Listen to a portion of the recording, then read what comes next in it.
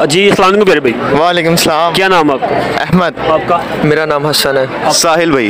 जी साहिल भाई। तो प्यारे भाई आज के दिन का मुनासबत है वो 14 फरवरी यानी कि वैलेंटाइन डे का लोग मना रहे हैं। इस बारे में वैलेंटाइन डे ये एक हराम चीज़ है हमारे क्या ये बेहयाई है, ये बेहयाई है। तो वही मैं आप देख रहा हूँ आप लोगों को क्या पैगाम देना चाह रहे हैं इस बारे में कि आपने माशाल्लाह इस्लामी रूप तैयार किया हुआ है। एक के पीछे अपनी 70 ना गवाओ।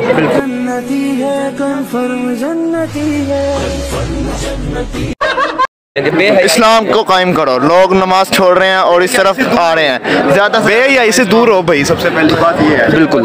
तो आपने ये आज ये ड्रेसिंग की है कि ऑलवेज आप इस तरह यूनिवर्सिटी में आते हैं? आज हम ज्यादातर इसलिए आए हैं कि लोग हमें देख के इंस्पायर हैं। जो ज्यादातर लड़के और लड़कियां आपस में एक दूसरे के साथ, जैसा कि आपको पता है, फूल शूल और ये वगैरह काम कर रहे हैं। अल्लाह उनको हिदायत दे।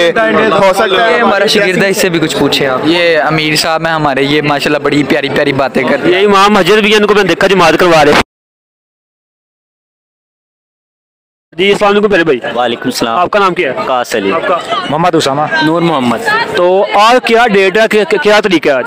आज 14 फेब है और इसको वैलेंटाइन डे कहते हैं। जो वैलेंटाइन डे है ये इस्लाम में हराम है कि हलाल है? ये इस्लाम में इसका कोई जिक्र नहीं है। कोई इस्लाम का जिक्र नहीं है। आप इसको देखते हैं?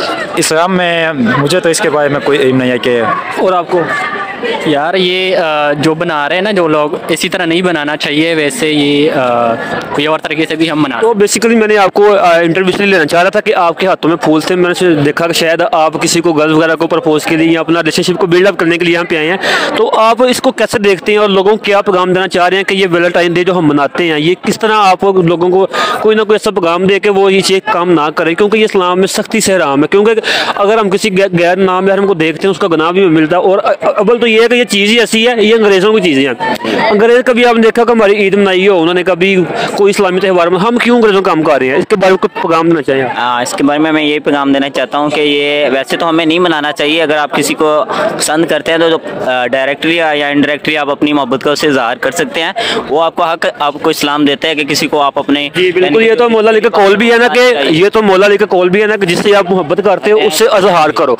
लेकिन इजहार करो, लेकिन जो तरीकाकार होता है आगे यानी कि शादी का रिलेशन का, वो अपने माँ बाप के थ्रू बातचीत करो। ये नहीं कि हराम रिलेशनशिप आप उनके साथ बनाए हैं, डेट पे जाए वहाँ 2-2 घंटे बैठे हो, ऐसे लड़के घर वालों में बात आ सकती है, आपका दिन खराब। आप इसके बारे में लोगों को क्या पैगाम देना चाह रहे हैं? अगर इस्लामिक पॉइंट ऑफ व्यू से देखा जाए तो ये एक किस्म का जिना है। और किस चीज़ का जिना है? आंखों का जिना है। क्योंकि कुरान मजीद में इशारा है कि वला तक़रबु ज़िना, जिना के करीब में ना जाए।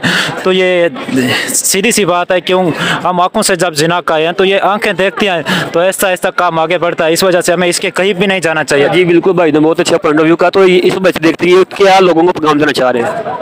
लोग ये पैगाम है मेरे तरफ से कि ये जो लोग गलत मिजाज पे मना रहे हैं तो इस मिजाज पे नहीं मनाना चाहिए। ये कोई दोस्त मेल को करना चाहिए। जी बिल्कुल, हमारी बात है तीनों भाई से उन्होंने कहना था कि ये बिल्कुल इस्लाम में हराम है, ये बिल्कुल नहीं मनाना चाहिए। Okay, thank you very much.